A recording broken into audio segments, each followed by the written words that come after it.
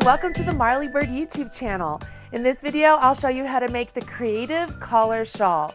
This is a beautiful shawl with simple construction, and it uses 2 balls of Red Heart Comfort Chunky. This is a bulky weight yarn, a size 5 Craft Yarn Council yarn, and you need 2 balls of these to complete this really great shawl. Sometimes when you just want to make something super simple without any shaping, with just general construction, you will gravitate towards a shawl, but you want it to have some interest. Well, this one definitely has that. Not only that, it is a free pattern available over on redheart.com. I'll be sure to put a link to the pattern right down there in the video description box below. And while you're down there, please smash that like button, as my kids say, so that other people know you enjoyed this video. Why don't we go ahead and take a look at the shawl so you can get an idea of what the shape is you are using when you construct this shawl.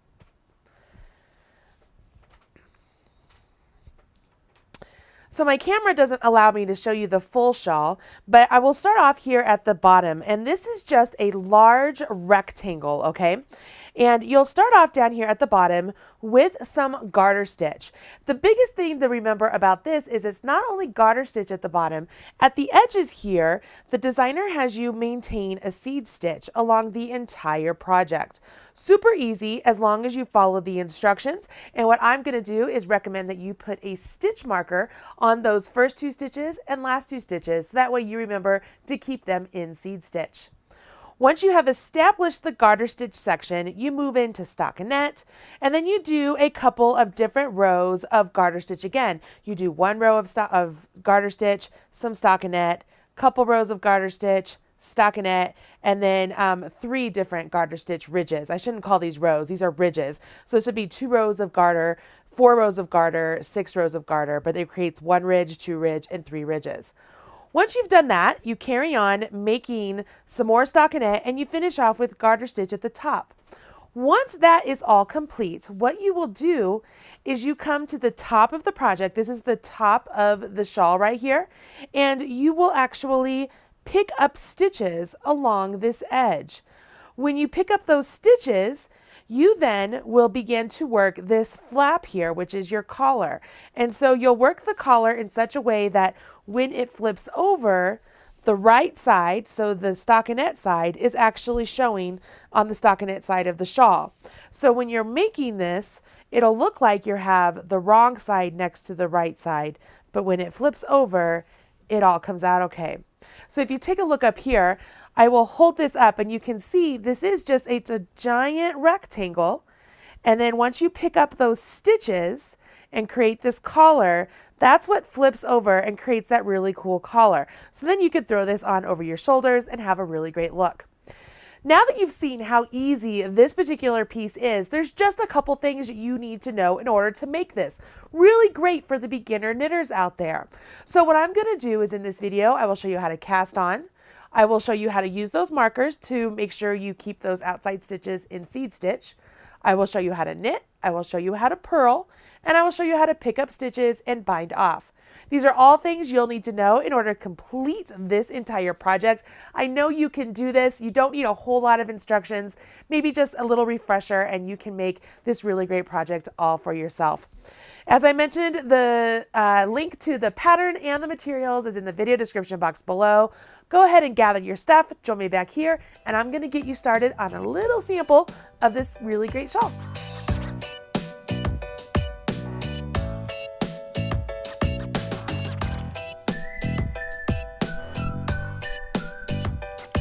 As I mentioned, this is a really great shawl for beginners. There's just a couple of things I need to teach you or refresh your memory with, and you'll be on your way. The first thing I want you to do is grab your circular needles. You'll notice in the materials list, you're using circular needles, and that's to accommodate the number of stitches you will be using for this shawl. Once you have your circular needles, don't be scared. You use them just as you do straights. They just happen to be joined down here at the bottom. So we will still knit all of our stitches off our left needle and then rotate over so that our stitches are over here on our left needle to knit them onto our right needle. Does that make sense? It will here in just a minute. This pattern has you cast on 125 stitches. I love to use the long tail cast on, but I know many of you get scared that you don't have the tail long enough. Well, one thing that's really great about this particular shawl is it uses 2 balls of yarn. So in theory, we could actually use both of those balls of yarn when we're doing our cast on, and we won't run out of yarn as we're working along. Let me show you what I mean. I'm going to use 2 different colors of yarn for this demonstration so that way you can see how this works. Of course, your yarn would be the same color. Go ahead and take your yarn and create a slip knot. Place the tail of your yarn in the palm of your hand. Take your working yarn, both strands, wrap around your forefinger and middle finger, and when you come back up, cross over. Rotate your hand over, go underneath the front loop and grab the back loop and off. So that way we have a slip knot, okay? I'm going to place this slip knot directly onto my needles and know that I am not going to keep this slip knot. I'm going to get rid of it at the end. I'm not going to use it. Could you use it? Yes, but I'm not going to, and I'll show you why. As we do the long tail cast on, typically we have to use the tail of the yarn we just did and then the working yarn. Well, what we have just done is we have created our yarn to have a tail and a working yarn in 2 different strands. So now, no matter how long our tail is, it's still attached to my skein of yarn and I'm not going to run out. How cool is that? So let's go ahead and do the long tail cast on. Take one strand and put it towards the left, the other and put it towards the right. Take your hand and go in between those 2 strands and come up, create like a gun. Once you've created this gun, you're going to grab those outside strands, and now we're going to pull this down and we have a slingshot and we're ready for the long tail cast on. If you need a slower version of the long tail cast on, please go ahead and click that little I button right there and it'll take you to a video I did specifically for the long tail cast on. Once you've reached this position, you will begin by going up your thumb, down your finger, through the window and off. Up, down, through, off. Up, down, through, off. Up, down, through, off. You would do this for 125 stitches. Remember, do not count those first 2. And that is what you would need to start off your entire shawl. Now, as I mentioned, I'm going to do a fewer number of stitches for my demonstration here, but I'm just going to keep going here until I have the number of stitches I want. And once I have that, I will carry on with the strand that is on the needle right here. So this would be my blue strand.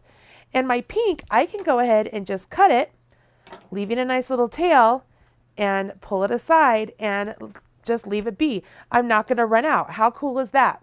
When I come back down this direction, I will let those 2 stitches just fall off and they will go away. Pretty cool, right? Go ahead and cast on the number of stitches you need for your shawl, which is 125, and we will jump into the next step. For the next step, we begin by working on the wrong side, and you start off by knitting 1 stitch and purling 1 stitch. So you turn your work, and I'm going to go ahead, I will hold my yarn in my right hand, and I will knit the first stitch. So I will go in from left to right, yarn over my right hand needle, pop out the stitch, and then let that stitch jump off. Now I need to purl the next stitch. When I purl the next stitch, I need to bring my yarn between my needles. Now I go into the stitch I want to purl, yarn over my needle, pop out that stitch and off. Now the next stitches I'm going to knit, so I'll bring my yarn back to the back and I'll knit those. But this is where I want to pause. And remember, these first 2 stitches in the pattern are going to be kept in seed stitch. So to remind myself that I have to do something with those first 2 stitches and then the last 2 stitches also, I like to use a stitch marker to place directly onto my needle and just keep those as separate. It's just a little clue for me to remember that there's something different going on there. Once I've done that, I can go ahead and I will knit all the way down to the last 2 stitches, where I will then purl 1 and then knit 1. But before I do that, I will place another marker. So that way I have that reminder that those are going to be in seed stitch. Oops, if you split the yarn, make sure you don't just keep going. You go ahead and go back and fix that. And this is knitting. This is just the basics of knitting. If you want a more specific video just for knitting, of course, I've got that here also. You can check out that little I button as well. But this is just really basic, really comfortable. And what's really awesome is because we started with the long tail cast on, we're automatically jumping into a really great garter stitch. Now, as you look down here, you can see it looks like I have 4 stitches left. But remember, I don't want to keep those 2 stitches. So these are going to be the 2 stitches I want to keep. I'm going to take my second marker, place it onto my needle, and then I will do a purl one. So I bring my yarn between my needles, go into the stitch, oops, and purl it. Bring my yarn between my needles and knit the next stitch. Now these last 2 stitches, I'm literally going to take my needle out and just voila, they're gone. How cool is that? So now my stitches are all over here. I can rotate and put my needle in my left hand, so that way I'm ready to work this side. And I can go ahead and continue on in pattern, which means I have to do what I just did 9 more times, okay? So I will start off here, just like before, with a knit one, and then a purl one. So I bring my yarn between my needles and purl that stitch. Oops. Bring my yarn between my needles. When you come to this marker, you literally are just going to slip it over. Don't do anything else with it, just slip it over. Then I go ahead and continue on knitting. Pretty easy, right? And what you will notice is on the outside edge, you will notice that you are beginning to knit on top of purls and purl on top of knits. Because what seed stitch is, it's the opposite of what the stitch is as it's facing you. So that gives you a really cool seated look. I'm coming down here to my next marker. I go ahead and slip my marker over. I bring my yarn forward. I will purl this stitch. Bring my yarn back, and I will knit this stitch. Pretty simple. Turn your work, and you carry on. Okay, now you're going to repeat that 8 more times because we just did it 1 more. Once you have a total of 10 completed rows, we're ready to move on to the stockinette portion.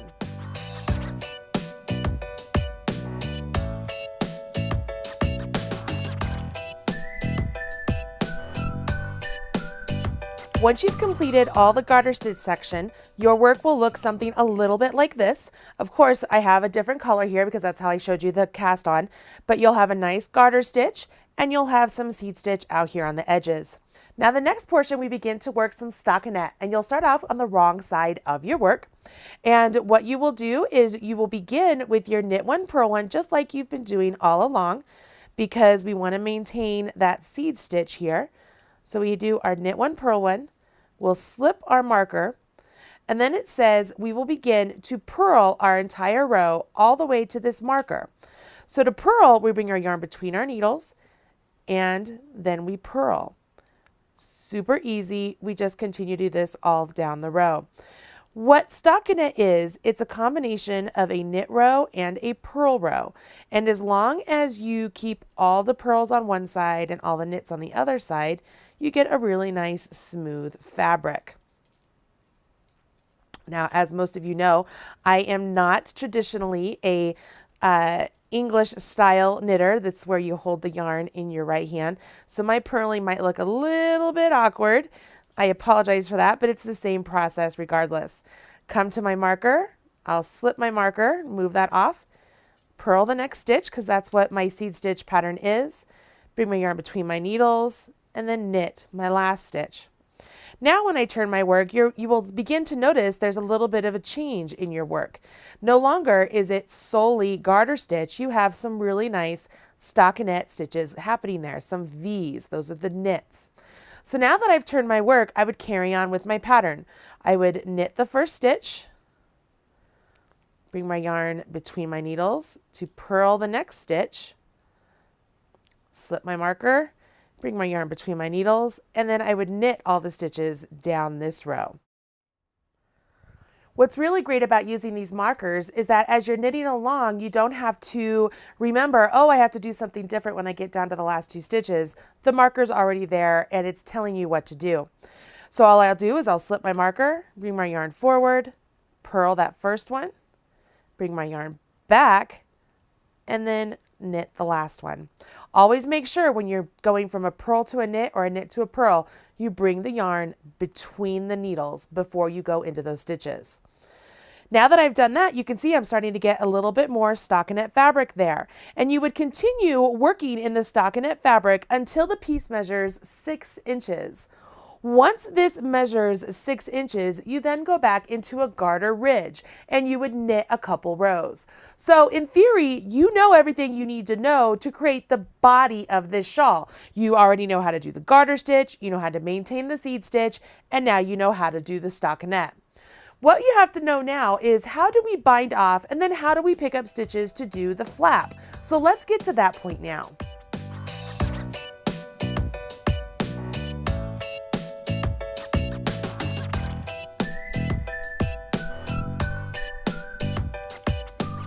I've gone ahead and worked some garter stitch because that's what you're going to bind off on.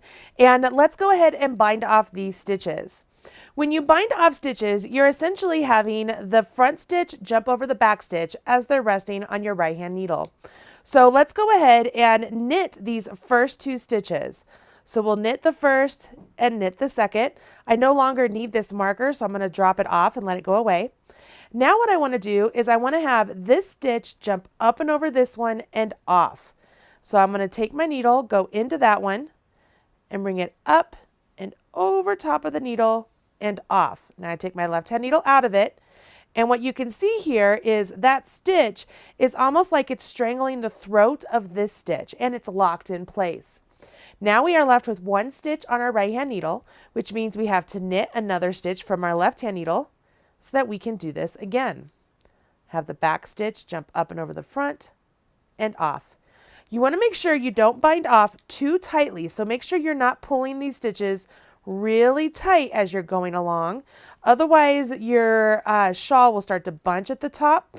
You could always use a larger needle to do this if you want to, but honestly, I feel like if you are just really careful, make sure you don't pull this yarn really tight to tighten up that stitch, you'll be good to go as far as the tension of your bind off. You do the bind off all the way down the row because we don't want any of these stitches to go anywhere, right? We don't want them to run down our hard work of the shawl. So we want to make sure that we are binding off all of these stitches all the way down the row. Super easy. You always get to 2 stitches on your right hand needle and then have the back one jump up and over the front one. Back, jump up and over the front, and you keep going. When you get to your marker again, you can remove the marker and then just continue on. Back, jump over the front. And on this last one here, back, jump over the front, we're left with 1 stitch. Go ahead and cut your yarn. Give that a good pull. And that is your bind off edge. See how it looks like a nice row of V's and it has a good stretch to it. But that would be your, like the body of your work would actually be a lot larger than this. But essentially this is what it is. It's a larger rectangle. So once you get the body of the work done, what I would do is I would weave in your ends and weave in your tails. You could always use a bent tip tapestry needle to do that. You could weave them in or bury them in, whichever you choose. And then you will need to then pick up stitches along the bind off edge up here. So that way we can create that collar. If you remember, the collar of your piece looks a little bit like this. It's hard for me to show you on the top-down camera, and not a little bit like this. This is it. It's just another rectangle, but it's joined to the shawl you just created. And in order to make sure it's placed properly, what we will do is we will measure from the edge towards the center for 16 inches. Once we get that measurement towards the center, you'll place a marker at that point. Then you do from the edge on this side towards the center, and you would place a marker at that point, okay? So once I have my 2 markers in place, see this? Once I have those 2 markers in place, I've essentially marked the center of my shawl. From marker to marker, I would then go in and pick up and knit a total of 52 stitches. Now, obviously on my little tiny swatch, I'm not going to pick up 52 stitches, but I can show you how to pick up stitches on the swatch, and that's what I will do now.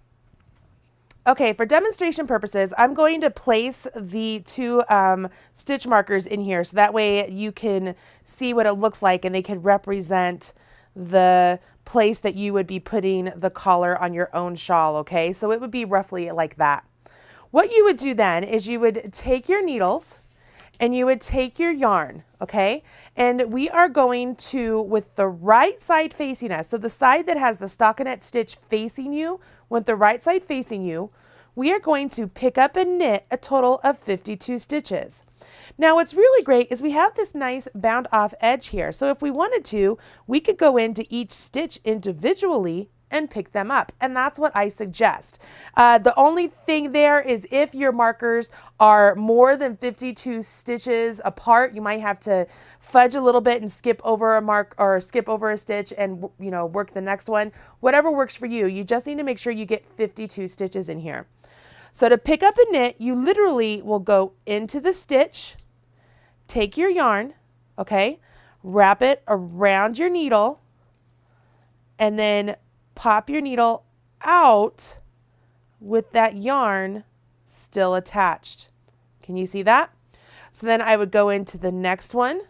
I go into that next stitch, make sure I grab the working yarn, wrap it around my needle, and then pull it out. Let me show you again. I will go into the next stitch. I'm going under both loops.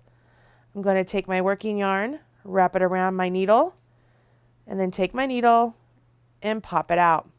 Now, if that's a little bit too hard for you to get these stitches to pop out, let me show you another way. If you use the other end of your needle and place this end of your needle in the stitch you want to work into, okay? So now that stitch looks like it's an actual stitch on my left-hand needle. So I could take my right-hand needle, go into that stitch with it. You see that? And now I act like I'm just knitting. So I yarn over and then pull out and off. See how that works? I'll go into the next stitch over. So I put my left-hand needle in it, take my right-hand needle, go into that stitch just as if it was a stitch on my left-hand needle, and then knit that stitch. You see how that works? Pretty cool, huh? One other way you could do this is by using an actual crochet hook. If you have one laying around and you want to give it a try, this is how that would work. If you have a crochet hook, what you can do is go into the next stitch, yarn over your hook, and then pull that yarn over through the stitch and place it on your needle, okay? And so you can do it like that. So let me show you one more time. If I want to go into this stitch, and now I've split my marker here, so I'm going into that stitch, I yarn over, bring that through, and then I place that on my needle, okay? So those are 3 different ways you can pick up stitches. Once those stitches are on your needle, you're ready to jump into the pattern again. One thing you'll notice is that as you turn your work, the pattern itself says that you are on the right side. Just recall that that means you're on the right side of your collar, but it's going to be the wrong side of your fabric. Remember, because we want our collar to lay down so that the right side is showing when the right side of the shawl is showing. So as you turn this over, you would jump into your pattern, which once again is knit 1. Let me get all these strings here. So I would knit 1 and then purl 1 because we want to maintain that seed stitch. And I could bring my stitch markers in once again, put it on there, and I would knit to the last 2 stitches, which is going to be really quick for me. I could place my marker again, and I purl 1 and knit 1. So on and so forth. So that way when I turn my work, I am on my pattern. I'm ready to go. And my work is attached to the body of my shawl. Let me go ahead and bring in the actual shawl again so you can see how this join looks in action, because you don't need to see these stitches. All the stitches that are used in the collar are the exact same stitches you used in the shawl itself. But as I bring this up, let's see if you can take a look down here. So right here, this is the collar portion. You can see this is the right side of the shawl itself. This is the wrong side of the collar. So that way when the collar flips over and it rests on the shawl, it is right side and right side. But when we were picking up stitches for this particular shawl, if I pull this over, the right side was facing me, and we picked up stitches right up here along this edge right here. And so my pickup edge is actually right here on the inside, okay? And you're good to go. Pretty simple stuff. I don't know, once you keep going, you do follow along in pattern to do the ridges, you'll bind off, and bada bing, you have a really great shawl that you can take and throw over your shoulders. It looks like you have a really great collar. And it's a lot of fun to wear. It's really nice and warm. It uses the brand new Red Heart Comfort Chunky, just 2 balls. Hopefully you learned something new, and maybe the long tail cast on using 2 strands was something new for you, or picking up stitches was something new. You are becoming a capital K. Capital K, is that the correct? I don't know, a capital K knitter, and you can do anything. When you make this shawl, make sure you share with me on social media. Do hashtag #MarleyBird, and I'll be able to find this shawl. It is a beautiful shawl pattern designed by Jody Snyder. This was designed by Jody Snyder. This is a free pattern at redheart.com. The link is in the video description box below. Smash that like button, and I'll see you guys again soon. Bye.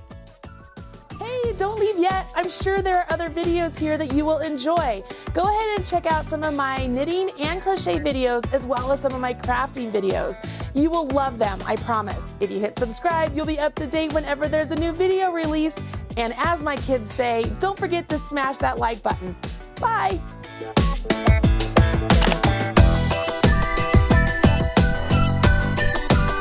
Everything you need to know about knitting or crochet can be found right here on the Marley Bird YouTube channel. Learn with Marley. Visit youtube.com/MarleyBird.